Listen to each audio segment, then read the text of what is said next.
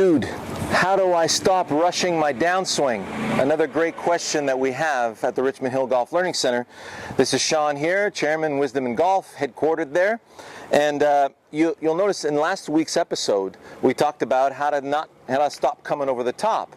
And I gave you some great references as to how you were going to stay on task to prevent that from happening. So you're either focused on trying to hit the ball, which would not be a good thing, or you're focused on sending the ball to a target. That would be an amazing thing. That's what the game of golf is all about.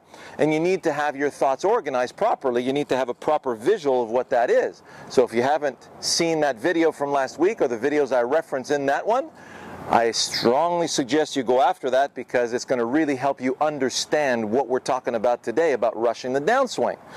So I get into your typical classic setup position with the head behind the ball, and I'm getting ready to go. So the textbook says you grip it like this and you stand like this and you put your head behind the ball. Check.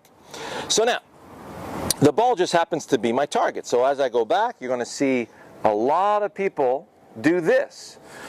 Go up and down a driving range and see how that head tilts toward the target in the backswing. Why?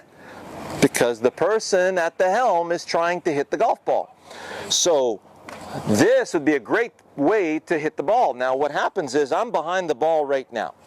If you look at the center of the swing in a human body, right? So if I only have one arm, here's a great way to understand it. I let my arm swing around that shoulder socket. Notice how the club bottoms out right underneath my shoulder every time. Well, that's the center of my swing. So if I take both arms, put them together to take my club, the center of my swing is now this, the sternal notch, where the two clavicles join the rib cage. So in that imaginary point, so I get set up, everything is hunky-dory right now, and it feels like I'm going to bottom out exactly at the right place, just in front of the ball. So there's my imaginary door frame, and if I stay behind the door frame, I'm going to squeeze the ball through the door frame, I'm going to bottom out at the right place. However, if I go ball, now the center of my swing is way out in front. And the bottom of my swing is now over here. Well, guess what? I'm going to have to hurry up like crazy, make sure I don't miss the ball. That's what gets you into that rushing. So, do you rush on purpose? Heck no. We don't do that on purpose. So, you're not defective. You're just focused in the wrong place. So, I want to stay over there. So, I'm going to hammer the nail into the door frame. Here's a really easy task. Now imagine I had a hammer and my task was to, nut a nail into a 2x4, one shot, and my job was to do that all day. Well, I wouldn't be forcing the damn hammer into that nail. I want to tag that nail with heft. Boom! So I'm going to use the heft of the hammer to get through that nail. So I'm going to feel the same thing. Imagine I had a sword in my hands and this bamboo shoot extending out from the ground. I want to take this sword and slash through that shoot. So you see how I go about that? I'm going to use the heft of this sword. I'm not going to yank it around like a pit bull with a rag doll.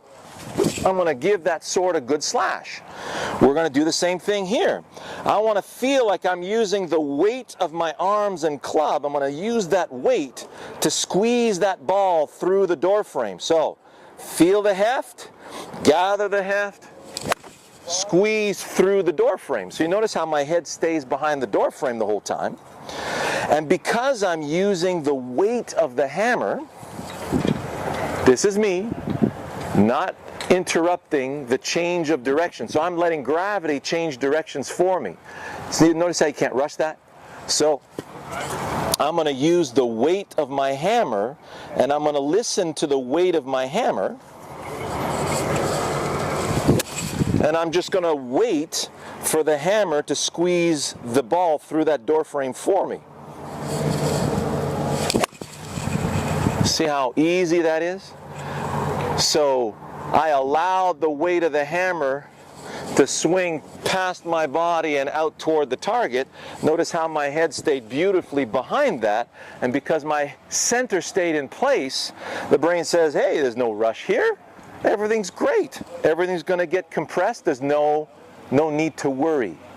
Whereas, if I go, okay, I'm getting ready to do my task, everything's great, yeah, but I want to make sure I hit the ball. Well, you're done. Now the center's way out in front. Now you have to hurry up and hit the ball before you miss it. And that's where you also take very deep divots, which will be the subject of our next video. So I hope you enjoyed that. Take it easy. See you next time.